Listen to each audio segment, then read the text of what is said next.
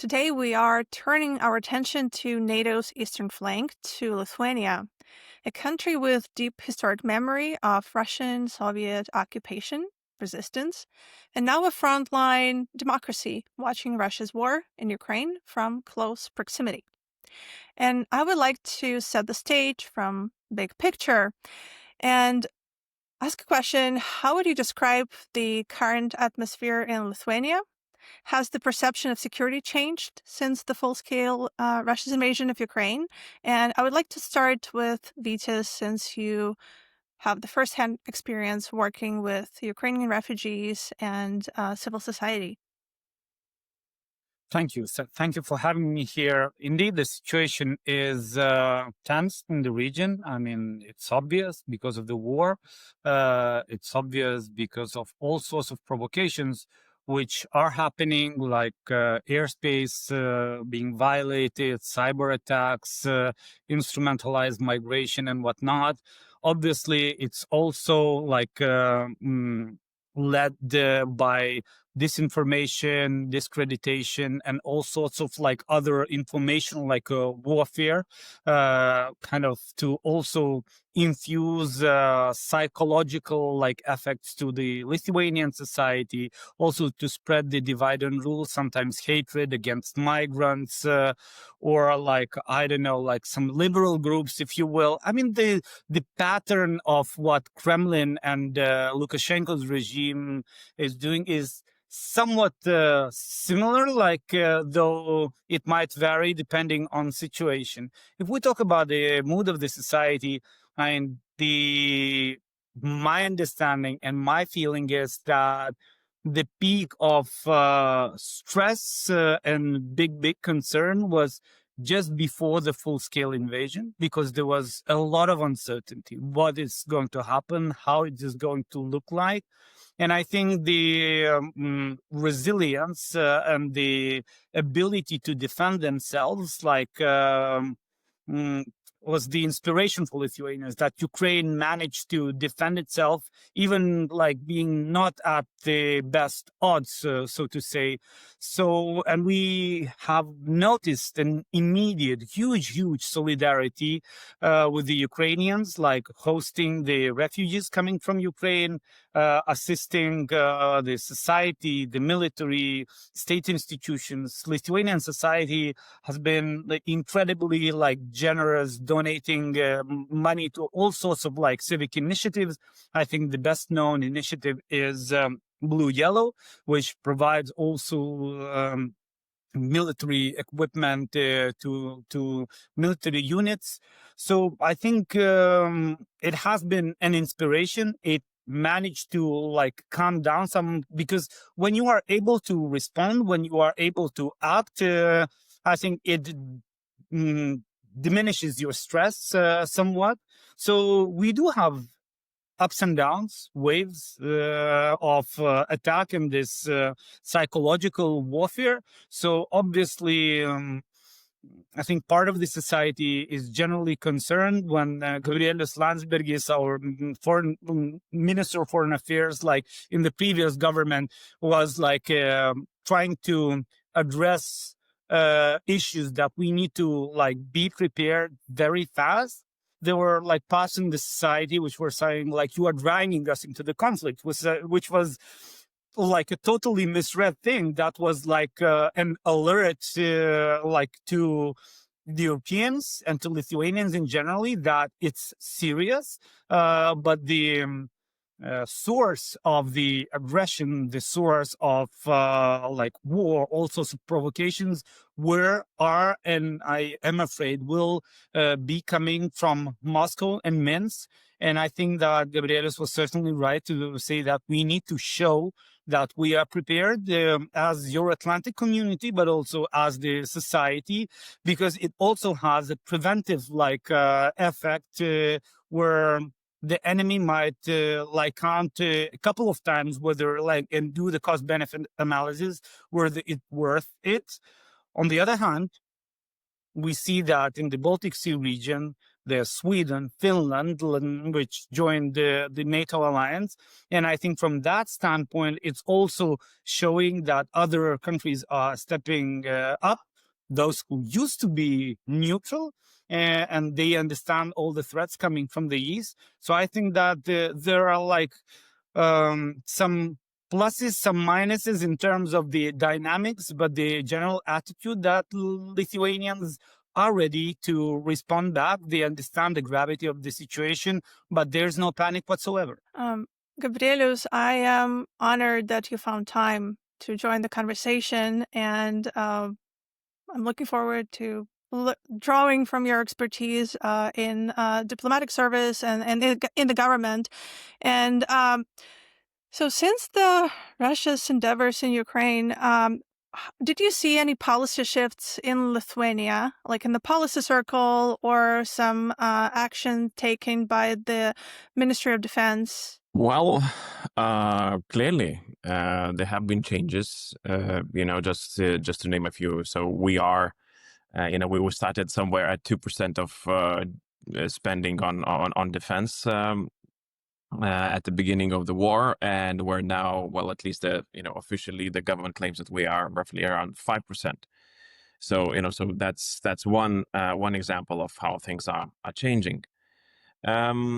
I believe that again, coming from what Vytis said, that indeed the stress has subsided and the population is a lot more calmer than it has been at the beginning of the war. But it also reflects in the way that the government makes decisions.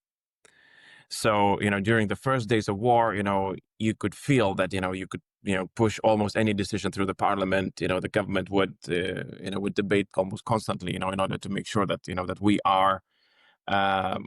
we are prepared as much as we can be. Now everything is is much more back to normal. So the debates on the parliament are more difficult. The discussion is much more polarized. That means that there are people who would say, well, maybe we shouldn't be doing this. Maybe we should be doing something completely different. So, and that is, for me at least, is a bit concerning, because even though Ukrainians have been able to to save us from the war in a way, but as I say, we're not out of the night yet. There's still not, we shouldn't be prepared to see the light of the dawn very soon. And that means that we still need to be preparing. We still need to be doing, as much as we can, taking in Ukrainian lessons, building up anti-drone defenses, and, so many other things, because nobody, nor in the military, in political sphere, or, anywhere could be saying that, or should be saying that, well, tomorrow will be safer. Unfortunately, most of the people say something different, that, well, Putin, most likely, he's going to escalate. We've seen that happening, like the drones in Poland, the jets in Estonia, the drones that stopped the airports in Nordic countries. I mean, these things continue, and they are going to continue. And we have to answer the question whether we are getting prepared for these sort of eventualities. And it's, I mentioned one thing as a, being prepared from the military perspective. So, being able to shoot down. There's also another element. Are we able to make Putin pay for it? Are we prepared to to issue costs in some way for for these drone operations, or not? And are we able to make decisions where it matters? So these questions, unfortunately, are not yet answered. Hopefully, we have enough time. I wanted to encourage our audience to check out Gabrielius Landsbergis' personal website. And as far as I remember, like last time I checked, you had this like logo which says, "I'm Gabrielius Landsbergis and I refuse to de-escalate." And I also know that you wrote memoirs, or like reflecting Still working on it. Okay, yeah, but it's looking forward to reading those. I had a meeting on the Hill the other day, and the question I was asked whether Russia is launching drone attacks on NATO to convey message, such as "do not send weapons to Ukraine, you might need them yourself." And I wanted to redirect this question to both of you. And do you believe Russia might attempt to extend its aggression to the Baltic states, moving beyond Ukraine? Well, that's a question which has two sides of the coin. One, which is if they are trying to intimidate us, the question is not only on the one which is sending that signal, but on the other on the receiver's end, how are we responding? And Gabrielius alluded to that, right? It's just so what are we doing? Any response asymmetrical? I remember my former boss David Kramer was working on a book. I don't know, maybe he has written it. What does it mean when someone in Washington says that this is not acceptable, right? It's just what kind of practical consequences do that entail, right? So it's important to respond the so that the signal is received by the one who's sending us that signal. The other thing is, I believe Kremlin, its modus operandi is always testing the boundaries, how far they might push. It's just saying, oh, that was an accident. Oh, we didn't notice. Oh, it's not us, and all that jazz. I mean, we've seen that many, many times with the Green Man. It's not us, with the MH17. It's not us, with all sorts of, it's not us, right? And we need to be very clear, especially when we know who did that, so that we say that, and that then there's a response.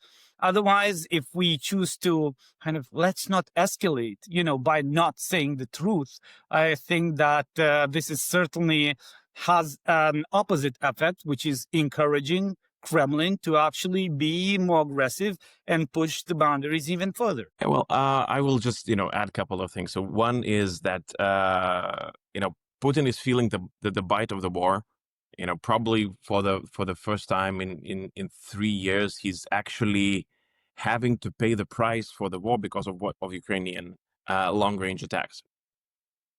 That means that a regular Russian in Moscow, St. Petersburg, or somewhere further from the center understands that we are. There is a chance that Ukrainians can inflict harm on us, and they are, and it feels so. So for him now, without the full scale or much larger mobilization in Russia, for him it's very difficult to change the situation in Ukraine. The only hope is that that Ukrainians will just get tired first. That is his hope. So how do you change balance then of the war? So then you figure out new axis of attack, and this is where Western Europe, or West as such, comes into play, and this is why, in my assumption, we are seeing these escalations with drones and whatnot. Meaning, and your question was very right, that probably his attempt could be to put enough pressure so that the national debate would start in the capitals of Western Europe, that maybe we are assisting Ukraine too much, because we might ourselves find ourselves at war, and therefore we cannot do much, and we need to defend ourselves. That could be his attempt.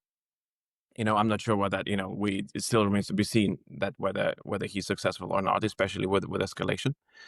But we have to keep that in mind, and honestly, my advice would be to prepare for that and send a preemptive signal that, look, this is not going to work. We are going to support Ukraine, and we're not getting, we won't be afraid of your escalation. Now, the second thing is, again, in many cases, when we see Russian escalation, people, we would say, well, I mean, if we are, should we be taking down his jets? And Mark Rutte, the Secretary General of NATO, said, well, if they don't pose any threat, then, that we will not be taking them down. I agree with Vytis that basically this invites further escalation. For Putin is a sign of weakness, and basically, okay, guys, you cannot do anything. That means that I can continue, and he will continue. But there are ways how can we answer, and they are asymmetric.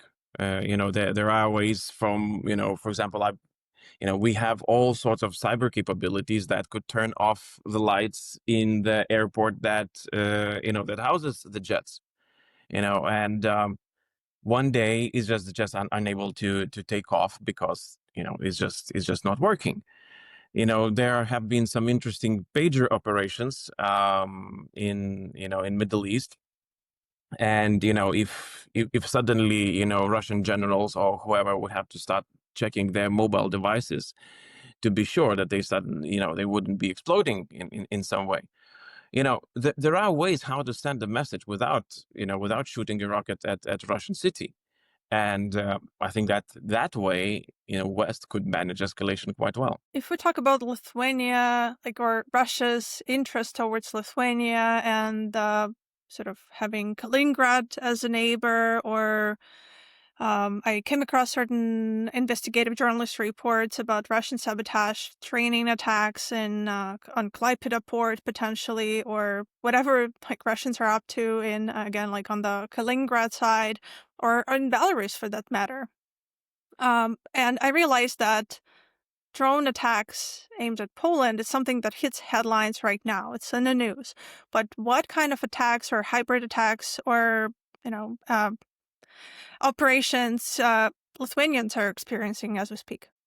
I think, there were headlines when the cables were torn in the Baltic Sea, right? And that was affecting the entire Baltic Sea region, which in fact encourage more closer regional cooperation on security regions. So I'd say we managed to get out of the situation even more coordinated and resilient, though we shouldn't fall asleep. We should continue because I remember one of the advisors of Gabrielius previously was always mentioning this, take the Nordic Baltic countries alone in terms of their budgets, take it into the perspective and compare that with the budget of Russia. And then you see that sometimes maybe you don't even need some of the other EU countries that we are capable to actually respond, especially since Finland and Sweden joined. But there were all sorts of provocations before. I mean, it's not that it started as of February 2022. Let me remind you the bronze soldier story, it is 2007, 2008 perhaps, right? So when the some youth groups were beating smashing windows in the streets of Tallinn, cyber attacks were happening. I wonder if that kind of event unfolded now, whether it would not be perceived as the Article 5, right? Again, in 2005 or something like that, when we were already a member state of NATO, a military jet just fell down in the territory of Lithuania. So, I can go on and on. I mean, let's even remember the interference into the domestic affairs, and that Lithuania was the first country to impeach its president because of the ties and influences related to Kremlin. So I mean, the spectrum of all the provocations is very wide. Now, obviously, the cyber attacks, the all the propaganda, all of that, which is in basically the in the manual of Kremlin, trying to affect. Previously, we were also blackmail because of our energy, because of our economic ties, and I think that Lithuania was among the very first who decided that we might face short-term costs which are going to be higher. We're going to spend more now just to make sure that we are not becoming victims of that kind of blackmail. And now, we are not the in this energy circle of Brel, as of this year, which was a huge effort, as some politicians were saying that was our last battle regarding our independence. Obviously, given the circumstances now and the war in Ukraine, most probably not the last battle, but it was certainly a very, very important one, because when we joined the EU, one of the requirements was to basically shut down our nuclear power plant, and from 100% self-sufficient country on energy resources, we became 100% dependent country. So it was a long way, and Lithuania had to adapt a lot of measures to be much more resilient, much more independent, and this fight continues. Gabrielius, I wanted to to talk with you about the alliance politics and about the NATO. Are there any changes to the NATO policies in the light of the second Trump administration? And have you observed any change to Lithuania-US relations? Any shifting priorities, or what's your perception of the US commitment to European security more broadly? Well, that's an important question. I think that to evaluate even the last 10, somewhat 10 months after the inauguration, if we try to evaluate even the last 10 months, we are seeing certain shifts in the attitude, even within the new administration. What is the biggest underlying problem, the way that I see, is that I believe that we ended a time of strategic clarity when it comes to US commitment. And we've entered a stage which we could call, or entering a stage that we could potentially call the ambiguity. I think that the most important phrase that has been said in that regard was when Secretary of Defense or War, Mr. Hegseth, mentioned that Europe can no longer depend on US for its security. And, it was never explicitly explained as to what it really means. I mean, apart from the, clear and understandable request for Europe to take, a greater role in defending itself, in paying more for its defenses, that's all understandable. But my worry is that this message can be read in certain ways also in Moscow. That when Europe yesterday announced that, European Commission announced that the Europe would be ready to defend itself by 2030. So in combination, Putin is reading, okay, so this is my timeline. Then Americans are changing their position. Europeans are not yet ready. So I have to figure out things by 2030.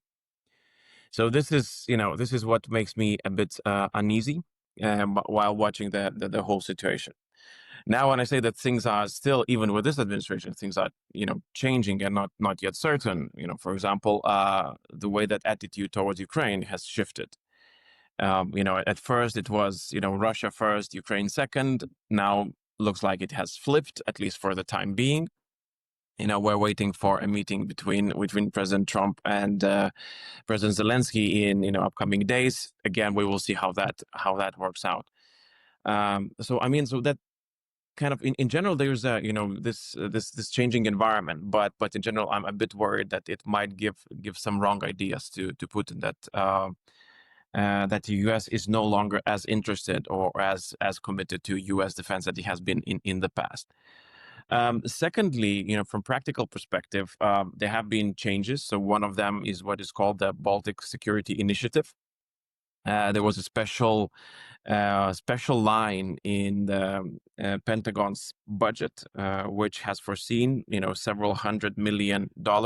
So not a huge amount, but still quite significant for 3 Baltic countries that could be spent on procuring defense equipment in the United States. And as per last decisions made by the Pentagon planners, this has been canceled. It still has not yet gone through all the procedures in the House, but again, most likely that this is very likely that it's not going to come back. And last point to this is that everyone in Europe is waiting for what is called the U.S. force posture review. that will define how many and which of U.S. troops will remain in Europe and in what proportions. Again, we are watching that very closely. Some experts are alluding to the possibility that the Baltic states might see a diminishing in U.S. numbers, U.S. troops numbers in our territory, which again I think would be a worrying signal. Even though in some cases the numbers might look like they are symbolic, but then again, when Putin is looking for a trigger, he might take symbolic gestures might convince him that it's they're enough for him to make a move. So it's not easy. I'm still kind of believing that we are caught in a perfect storm of aggressive Russia, and United States as reconfiguring its role in the world. And unfortunately, we are at the front line. If Europe or the West would be challenged, it's very likely that we would face it first. I wanted to talk about the debate about the prospect of peace deals, peace talk on like Ukraine-Russia war, and maybe more broadly, because I think Lithuania has this unique experience and vantage point. Like you have the right to speak from your past, record of relations with Russia. How a deal could look like, and more importantly, do you think Russia would stop if it gets, some territories, some concessions? I came across, some academics or some Western analysts who would argue that it was Ukraine's fault or Western fault that Russia felt triggered and threatened, and hence had to adopt a more like an aggressive foreign policy. So again, not to put words in your mouth, but I wonder what's your perspective on that, and I'll make sure we discuss the Lithuanian historical experience of dealing with Russia. Well, it's a complicated question if we are trying to like bring parallels from the past. So there are a lot of instances and examples to compare. I think that if we talk about any negotiation, the fundamental question is trust. And this is what we need to answer. Do we trust the other side? There are books written. I'm lecturing arts of negotiation, so I can talk on and on regarding that. But bargaining with the devil. Do we argue? So one theory says, one school says that we cannot and we should not because it's only encouraging bad behavior. The other would argue that we should, because especially when the costs are very high. Whatever the case is, at some point you might be negotiating with the other side, which is evil, which has evil intents. But then you approach these negotiations extremely ready. One of the former FBI negotiators, Chris Voss, has written the book Never Split the Difference, right? And he was a negotiator negotiating with the terrorists. It was his daily life basically to negotiate. So it is possible, and it's sometimes very, very much needed, but you need to be damn prepared and have the institutional memory. And I think that at the moment it would be better to bring some comparisons with what is happening in the region. We do have some sort of negotiations. I don't know if we can even call it negotiations, but some sort of process regarding the release of political prisoners in Belarus, the neighboring country, the ally number one of Russia. And from the cost-benefit analysis, Washington and generally Euro-Atlantic community might have a lot of leverage, and not so much in terms of costs, strictly speaking. And I think Belarus could have been a low-hanging fruit where Donald Trump's administration might have entered this with the full power, sending a very clear signal that there are no jokes, sending the signal to Putin that we are going to be super hard. So now the question is what kind of signals Vladimir Putin is receiving from these negotiations, from this process, because in his eyes, obviously, Lukashenko is certainly not very strong leader or a country which has plenty of resources. And if we come to these kind of negotiations soft, that is going to be the signal that Vladimir Putin is going to be reading. So I think that the current sanctions regime, it needs to be strengthened. We need to deepen, broaden, make sure that whoever who collaborates with the companies or with the individuals who are under sanctions, that there are criminal cases. We need to be supporting Ukraine and increase our support. That is going to be a proper signal, and that is going to provide us with the negotiation space. Otherwise, we are going to be entering this from the soft position. That's how Vladimir Putin would be reading it. So at the moment, Vladimir Putin is dragging foot. Obviously, he is not interested, as far as I can tell, in any peace deal, because he keeps bombarding civic objects, and he wants to make sure that Ukraine is hurt as hard as it gets, and he might be still dragging foot, because we are hearing about the possible peace deal for almost a year, right? And casualties in Ukraine are we hear about it daily. So I think that I don't exclude the possibility that we might at some point start negotiations, but we need to come much better prepared to it than we are at the moment. Gabrielius, I wanted to address the same question to you, and also was wondering if you could share some insights from your diplomatic career dealing with Russian delegations, or any impressions or insights you had at that time. Been quite minimal interactions throughout my time. I think that I've encountered Russian delegation probably just once during the OSCE meeting in December 2021, so a couple of months before the war, where Minister Lavrov declared the goals, the strategic and geopolitical goals of Russia. They sounded very ominous, and I think that they are in most of the case have not changed. Basically, the underlying goal is a withdrawal of NATO from up until 1997 borders. So that means that no NATO in Lithuania, no NATO in Poland, and it has to retreat, leaving the territories in gray zone, or basically just leaving the territories of the countries up to Russia to take. That could be their thinking. Additionally to what you asked before, I think that it's an important question to tackle this. The question whether Russia's interests have been affected or hurt somehow, and it was provoked. I think that we need to address this, and I call this weaponized victimization. Where you use a term, you present yourself as a victim, a perpetual victim.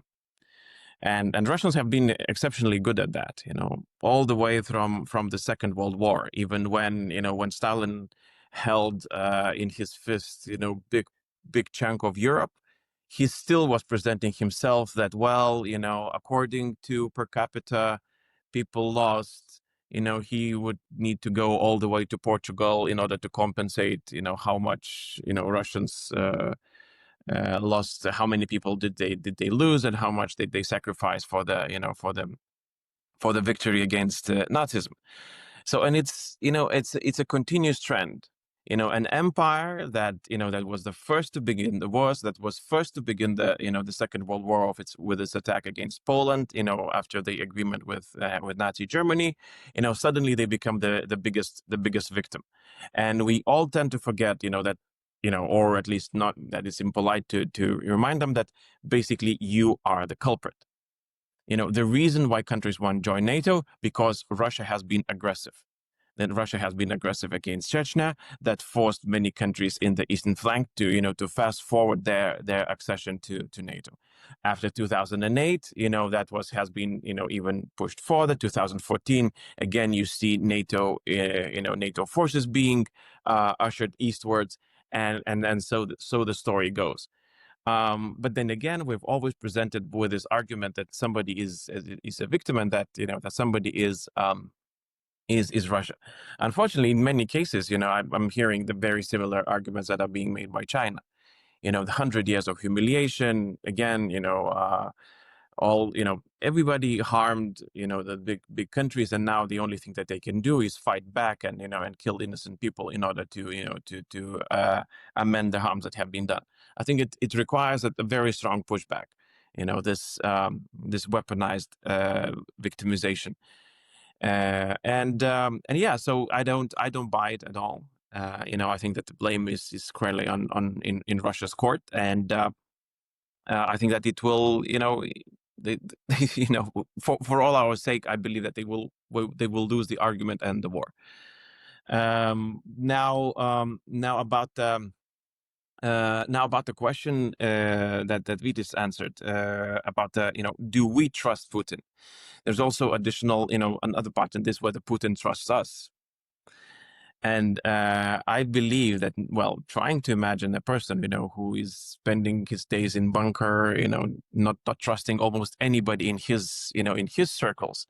Now, for him to believe that any sort of, for example, ceasefire agreement that he would sign with Ukrainians, with the support of, I don't know, some, Western countries, that this would somehow hold, I would never imagine him believing that. And probably this is the reason why he refused a ceasefire when it was proposed by President Trump and demanded and agreed with by Ukrainians. And he said, well, the only thing that I would agree is the peace that solves the core issues of our dispute with Ukraine, right? So, the establishment of Kiev, Rurikh Empire, and all the other things. So basically, he wants to go all the way, basically by denying Ukraine its right to exist.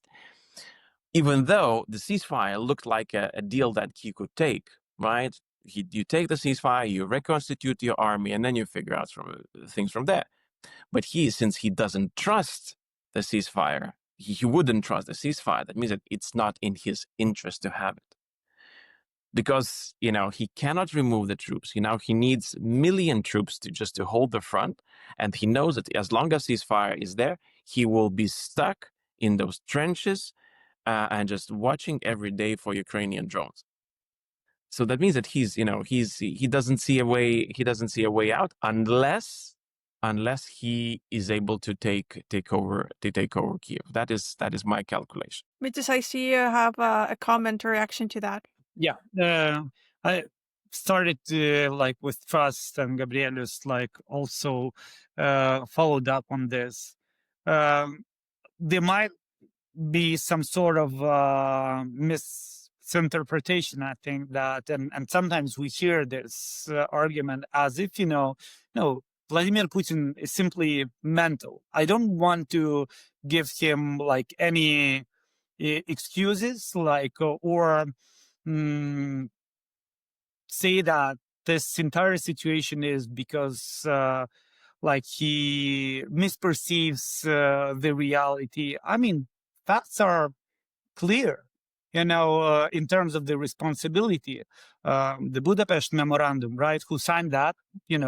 All parties, Russia being one of them, signed Budapest Memorandum, basically ensuring that Ukraine borders are secure if it gives away the nuclear weapons, right? So and US was part of that deal. And it's not that we are talking about the Second World War.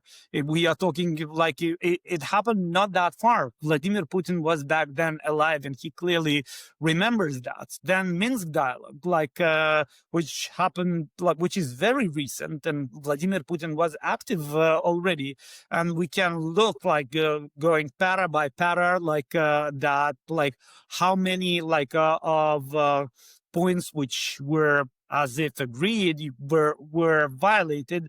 So in a way, we are ending up that clearly Kremlin doesn't understand anything else but power, and that needs to be our response. We don't have the luxury to actually think that we'll talk to him, we'll open his eyes, and he will understand. No, he wouldn't, for multiple reasons, and therefore, basically, at the moment, the only answer is help Ukraine and prepare for the worst case scenario to defend yourself. So when I bring up some historical parallels, or when I talk about the NATO expansion and European Union enlargement, I do not suggest to, get lost in some historical details. But I would love to hear your perspective and I believe that your witnesses of Lithuania's path towards NATO membership and EU membership, and if you could just share again, any observations, any policy discussions, or activist efforts, for that matter, in the 90s or late 80s, what brought Lithuania, because Lithuanian sovereignty, it was not a given. It was taken, and there was a fight behind it.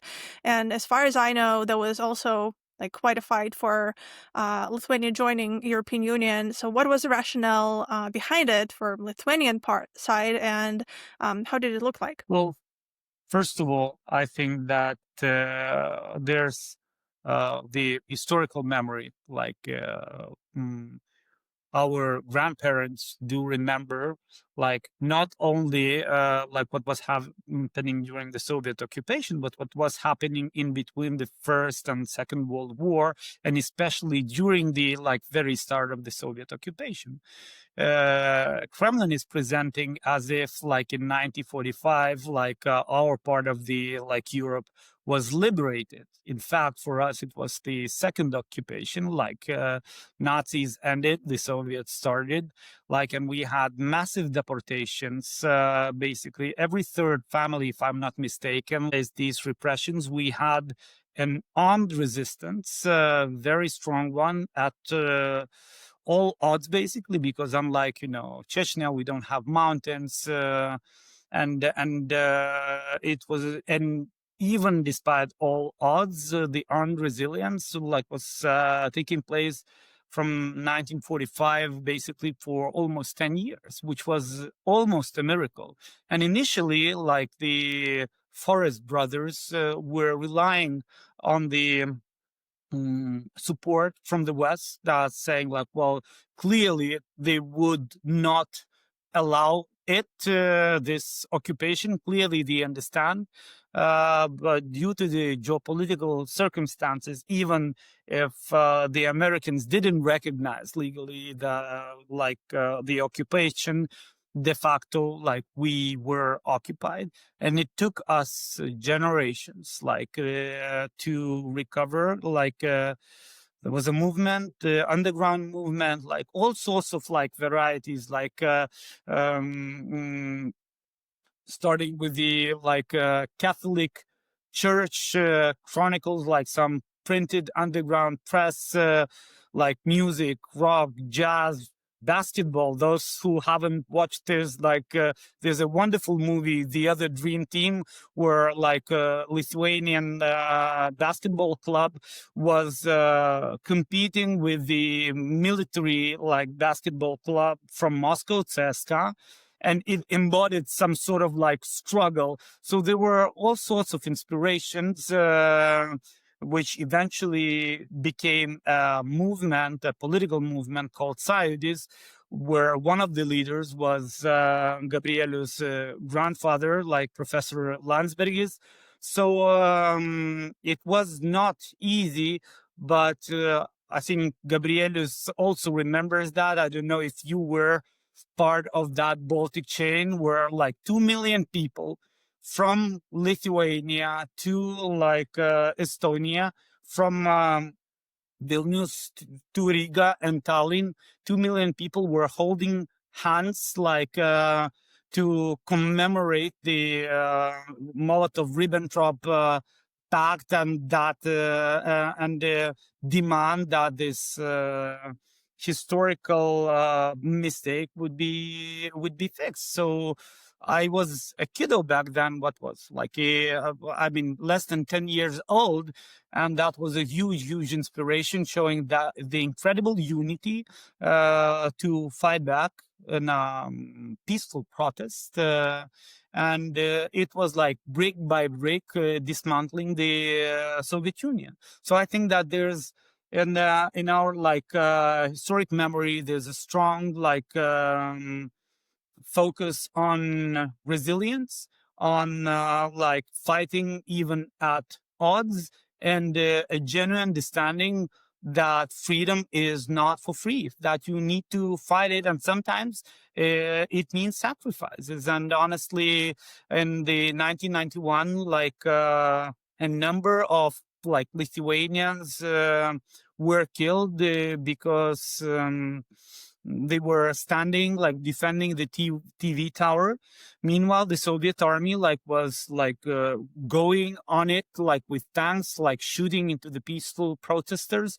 So there's always a price, but we are grateful and thankful for those who sacrificed that, and it's sort of an inspiration, but also a responsibility for our generation to keep going. I will maybe just add a couple of points. So one is that 1989 and 1990s for the West was definitely not about the Baltic independence. These were the years of German reunification. Most of the effort, diplomatic effort by the Western leaders, United States and Germany and France and United Kingdom, has been devoted to reunify Germany. Part of the thinking was, as far as we know now from the documents, kind of that the leaders were thinking about what to do with the Eastern Germany once it's reunited with the West, and maybe what to do with Poland, Czechoslovakia, and Hungary. This is where the Western reach has ended. Now, from the Lithuanian perspective, the understanding was that if we don't make a step, if we, kind of, because the door has opened, right? The empire is falling. If we don't make a step, we might be left behind all the changes that are happening in the West. And interestingly enough, that our interest, the Lithuanian interest, was to squeeze through the opening that has been made available, while the leaders of the West had actually had the different interest.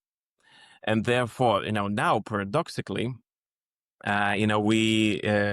we do remember. I think it's quite important to remember, the letters of French and German leaders then to Lithuanian leadership, asking them to stop their work on Lithuanian independence, because they were worried that, well, maybe it's in the best interest of everyone to save Russian Empire from falling.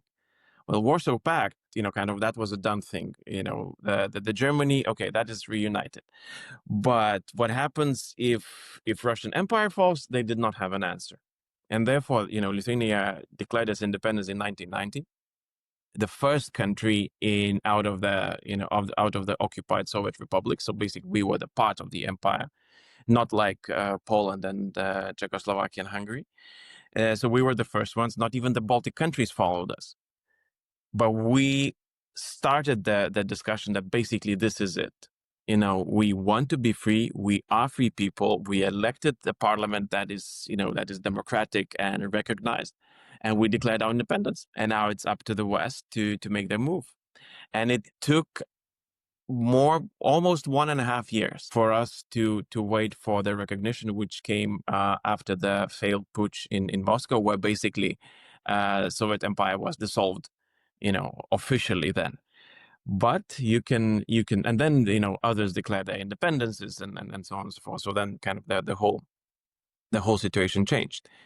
But if you count the years, Lithuania has been independent the longest.